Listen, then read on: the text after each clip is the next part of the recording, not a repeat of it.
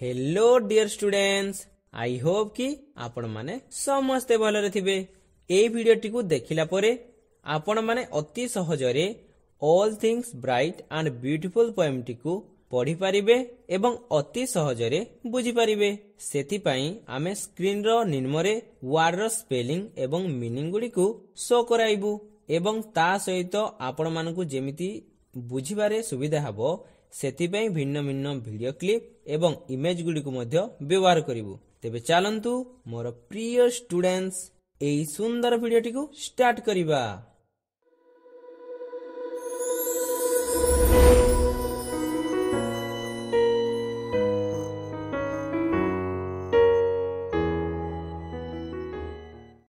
Detailed text. All things bright and beautiful. All कहले समस्त, things कहले जिनिस, bright कहले उज्जवल, and कहले एवं beautiful कहले सुंदर। All things bright and beautiful कहले समस्त जिनिस उज्जवल एवं सुंदर। C.F. Alexander Cecil Francis Alexander जड़े महिला कवि थिले एवं से एई सुंदर कविताटी को आम मानक पई लिखिचंती। तेबे चलंते पिला माने आमे प्रथमे ए लीड इन को पढ़िबा, तापरे बी let's listen to the poem को पढ़िबा एवं तापरे सी द टेक्स्ट को एवं तापरे डी अबाउट द पोएट एवं कविंक विषय रे विशद भाव रे जानिबा। तेबे चलंतु लीड इन को पढ़िबा। We see and enjoy many things around us, such as beautiful sunrise and sunset, trees and flowers, rivers and mountains, birds and animals.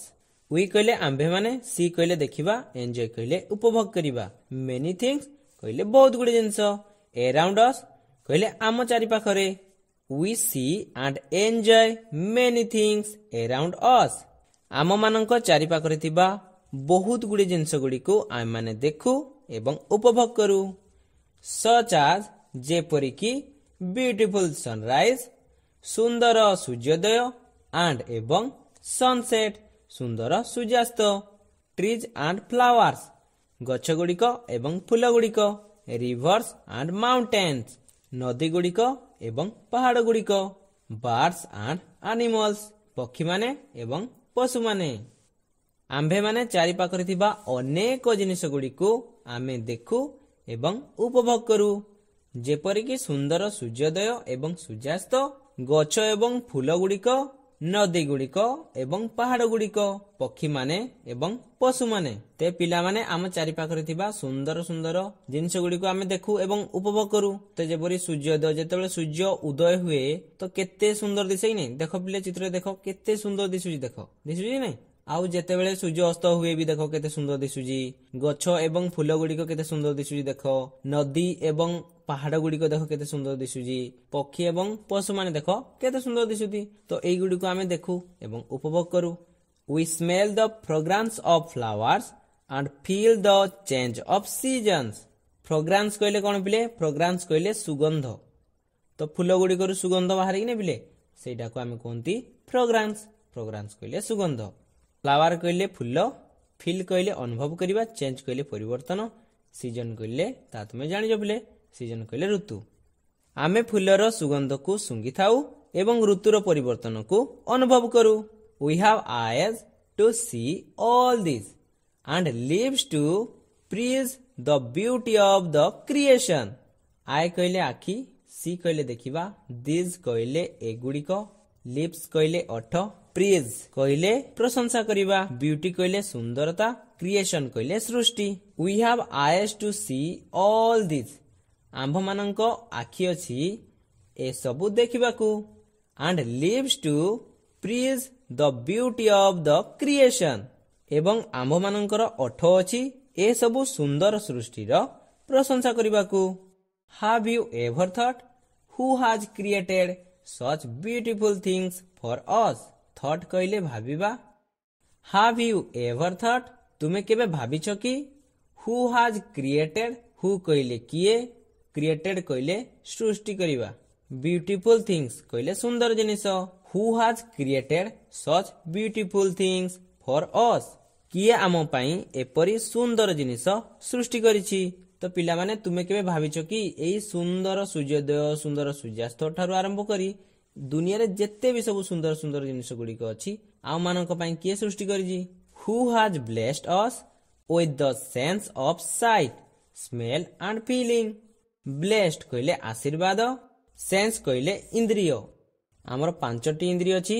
ए 5टी इंद्रिय द्वारा आमे ज्ञान हरण करू। प्रथमटी होची आखि, द्वितीयटी होची नाक, तृतीयटी होची चर्म, चतुर्थटी होची कान आउ पंचमटी होची जीभ। फीलिंग कहले अनुभव करिबा। Who has blessed us with the sense of sight smell and feeling. किए आमको एथिपाई दृष्टि, गंध एवं अनुभवर इंद्रिय सहित आशीर्वाद स्वरूप देइछंती। एई सबु आमको किए देइछंती पिले? एई सबु आमको भगवान देइछंती। Read the poem to know what the poet thinks about this things. Read कहले पढ़िबा, पोएम कहले कविता, न कहले जानिबा, पोएट कहले कवि, अबाउट कहले विषय रे, दिस थिंग्स कहले एही विषय रे। कवि एसब विषय रे कौन सबु भाबुछंती जानिबा पाई कविताटी को पढ़िबा। B let's listen to the poem. Let's कहले चालो, लिसन कहले मन ध्यान देई सुनिबा। Let's listen to the poem, चालो कविताटी को मन ध्यान देई सुनिबा। The teacher reads the whole poem aloud. Whole कहले समग्र, एलाउड कहले उच्च शब्द। शिक्षक संपूर्ण कविताटी को उच्च शब्द रे पढ़ंतु। Listen to the teacher only. Listen कहले मन ध्यान देई सुनिबा, ओनली कहले केवल, केवल शिक्षकंक कथा सुन। तो पिला माने शिक्षक उच्च शब्द रे पढ़िबे कि नै, तापरे तुमे तांकर शब्द को मन ध्यान देई सुनिबो। Don't open the book. Open कहले खोलिबा, बुक कहले बही। डोंट ओपन द बुक, बही जमार खोलिबो नाही। Open your text book when the teacher reads allowed A portion of the poem. When कहले जेतेबेले, पोर्शन कहले अंश बा भाग, पोएम कहले कविता। जेतेबेले शिक्षक कविताटीर एक अंश पढ़िबे सेतेबेले तुमे तुम बही खोलिबो। Listen to him her and mark the manner of reading. तांकु मन ध्यान देई सुन एवं तांकर पढ़िबा शैली को अनुध्यान करो। Read the poem silently to understand. Silently कहले नीरवरे, अंडरस्टैंड कहले बुझिबा। कविताटी को बुझिबा पाई चुपचाप पढ़ो। Refer to the glossary if you find some words expression difficult. Glossary कहले शब्दकोश, इफ कहले जदि, फाइंड कहले खोजिबा, डिफिकल्ट कहले कठिन। जदि तुमको कौनसी शब्द कठिन लागिबो तेबे तुमे शब्दकोशर सहायता नै पारिबो। एहार अर्थ होउची कि जदि तुमे एक कविताटी पढ़िबा समय रे कौनसी कठिन शब्दर अर्थ जानु ना हो तेबे तुमे देखो, एठारे देखो, एक ग्लोसरी देखि ताहा जानि पारिबो। तेबे तुमको एक ग्लोसरी देखिबा दरकार नै, कारण देखो आमे स्क्रीन निम्नरे एई वर्ड गुडी को शो करे देउछु। सी द टेक्स्ट कहले पाठ्य विषय। तेबे पिला माने मु प्रथमे एक कविताटी को पढ़ी नउची, तुमे मन ध्यान देई सुनो। तापरे आमे एक कविताटी को ओडिया रे विशद भाव रे बुझिबा। All things bright and beautiful, all creation great and small, all things wise and wonderful, the Lord God made them all. Each little flowers that once, each little birds that sings, He made their glowing colors, He made their tiny wings.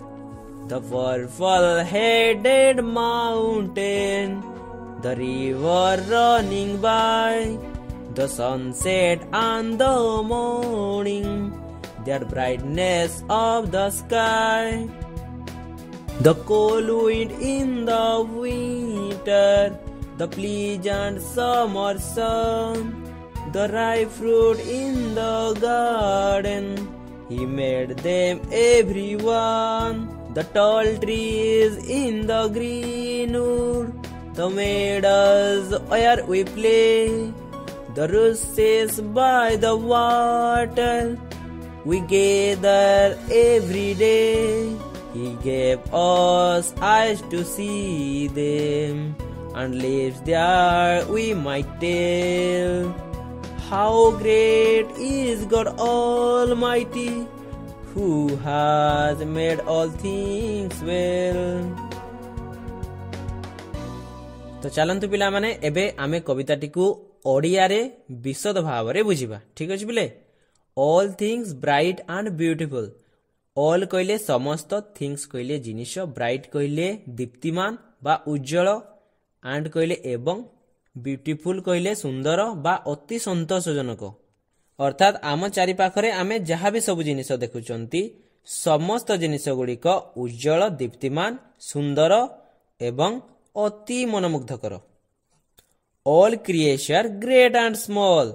All कहले समस्त, creatures कहले प्राणी बा animals मान को बुझाउजी, great कहले महान बा बड़, स्मॉल कहले छोट। All creatures great and small. समस्त प्राणी महान एवं छोट। ए दुनिया रे जेते भी सबु बड़ बड़ प्राणी अछंती, जेपरि कि हाथी, तिमी माछ, शार्क, एई गुडाको जेते सबु, एवं छोट छोट प्राणी जेपरि कि कीटपतंग गुड़िक एवं अणुजीव गुड़िक, एई समस्त प्राणी माने महान एवं छोट। All things wise and wonderful. Wise कहले विज्ञ बा विज्ञता परिपूर्ण, वंडरफुल कहले अति उत्कृष्ट बा चमत्कार। All things wise and wonderful. समस्त जिनिष ज्ञानी एवं चमत्कार। ए दुनिया रे जेते भी सब जिनिष गुड़िक अछि, समस्त जिनिष गुड़िक विज्ञता परिपूर्ण एवं उत्कृष्ट मध्य। The Lord God made them all.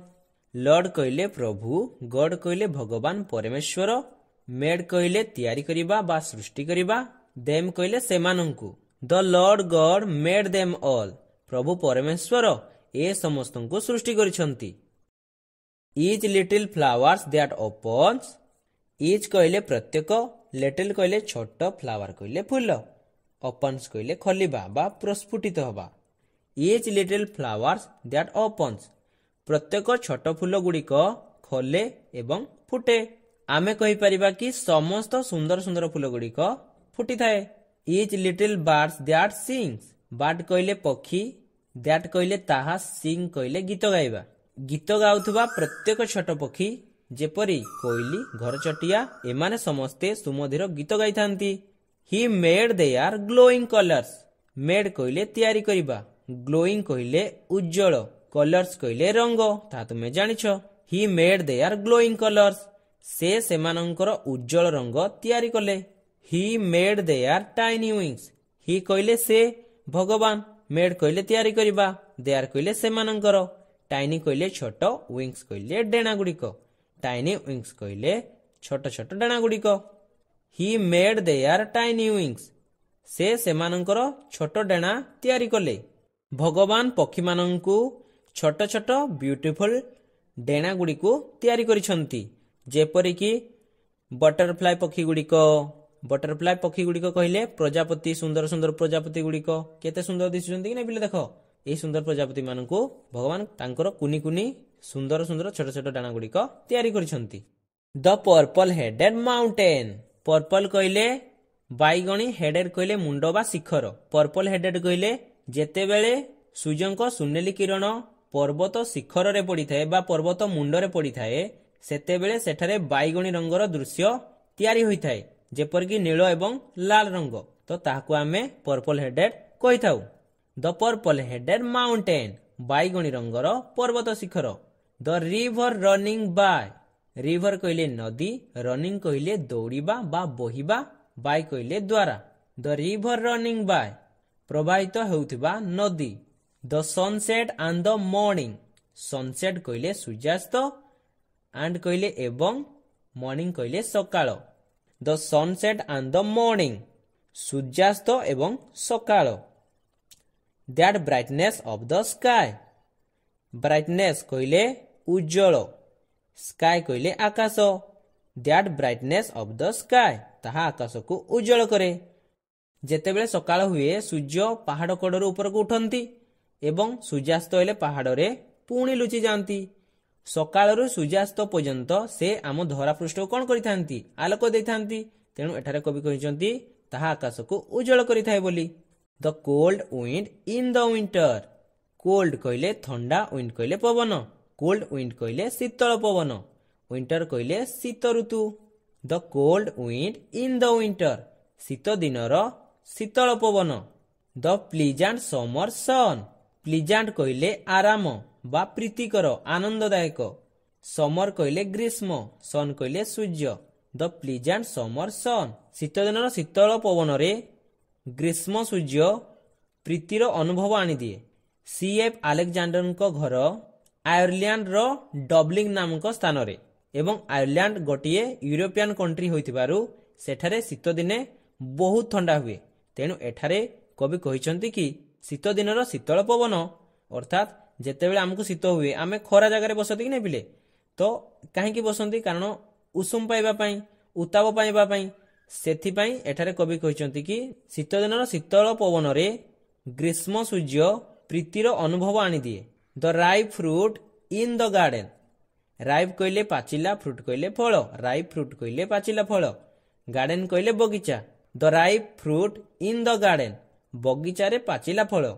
Hi made them everyone. ହି କହିଲେ ଏଠାରେ ଭଗବାନଙ୍କୁ କୁହାଯାଇଛି, ତାହା ତୁମେ ଜାଣିଛ ପିଲେ। ମେଡ୍ କହିଲେ ତିଆରି କରିବା, ଦେମ୍ କହିଲେ ସେମାନଙ୍କୁ, ଏଭ୍ରିୱାନ୍ କହିଲେ ସମସ୍ତଙ୍କୁ। ହି ମେଡ୍ ଦେମ୍ ଏଭ୍ରିୱାନ୍, ସେ ଏ ଦୁନିଆର ସମସ୍ତଙ୍କୁ ସବୁ କିଛିକୁ ସୃଷ୍ଟି କରିଛନ୍ତି। ତ ଭଗବାନ ଏ ଦୁନିଆର ସବୁ କିଛିକୁ ସୃଷ୍ଟି କରିଛନ୍ତି। The tall trees in the green Wood.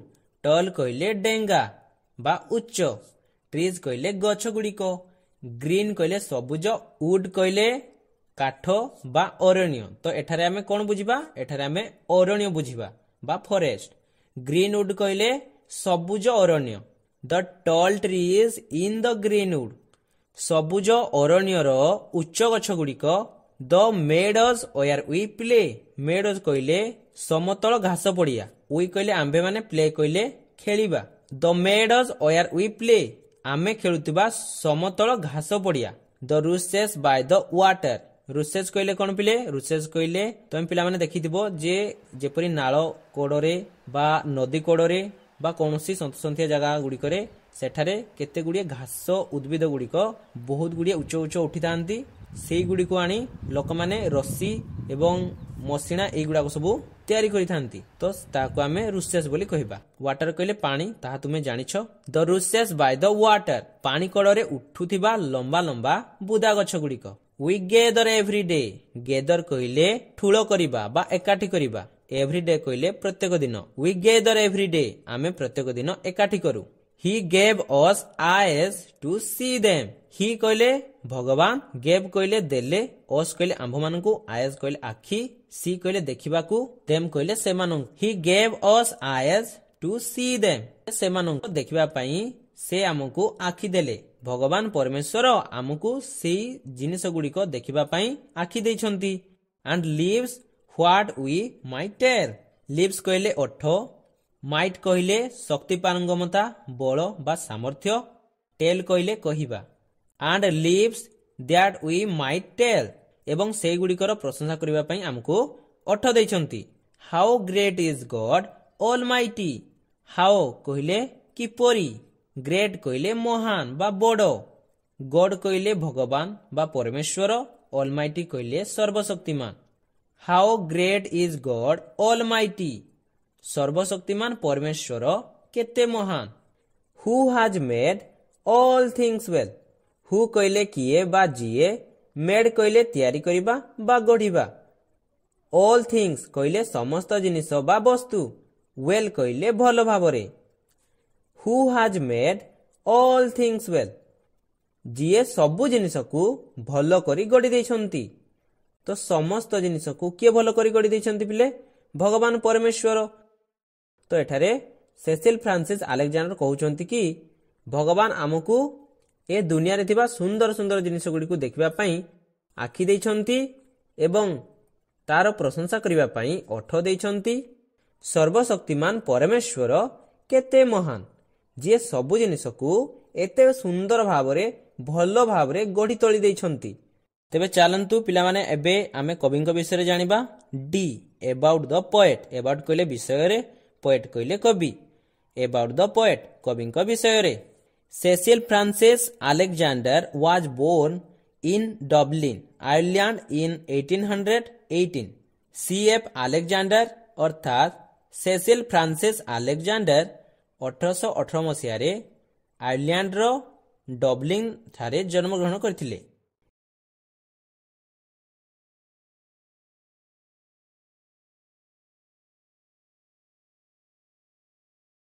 She is a famous hymn writer and poet. सी କହିଲେ ସେ ଜଣେ ମହିଳା କବି, ତ ଏଠାରେ ସି ଲାଗିଛି। ଫେମସ୍ କହିଲେ ପ୍ରସିଦ୍ଧ। ହିମ୍ ବା ହାଇମ୍, ଏହାକୁ ଆମେ ହିମ୍ ପଢିପାରିବା ବା ହାଇମ୍ ପଢିପାରିବା। ହାଇମ୍ ର ଅର୍ଥ ହେଉଛି ଏ ସଙ୍ଗ ଅଫ୍ ପ୍ରେଜ୍ ଟୁ ଗଡ୍। ଏପରି ଏକ ଗୀତ ଯାହା ଭଗବାନଙ୍କ ପ୍ରଶଂସାରେ ଗାୟନ କରାଯାଏ। ତ ହାଇମ୍ କହିଲେ ଆମେ ଭଜନ ମଧ୍ୟ କହିପାରିବା।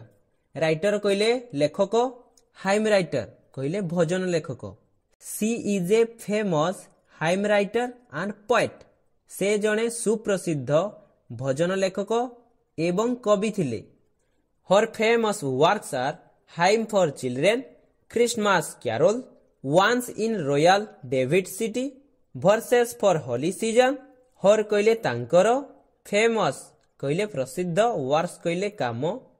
ତାଙ୍କର ପ୍ରସିଦ୍ଧ କାମ ଗୁଡ଼ିକ ମଧ୍ୟରୁ ବା ତାଙ୍କର ପ୍ରସିଦ୍ଧ ବୁକ୍ ଗୁଡ଼ିକ ମଧ୍ୟରୁ hymn for children, Christmas carol, once in royal David city, verses for holy season ଏଇଗୁଡ଼ିକ ଅନ୍ୟତମ।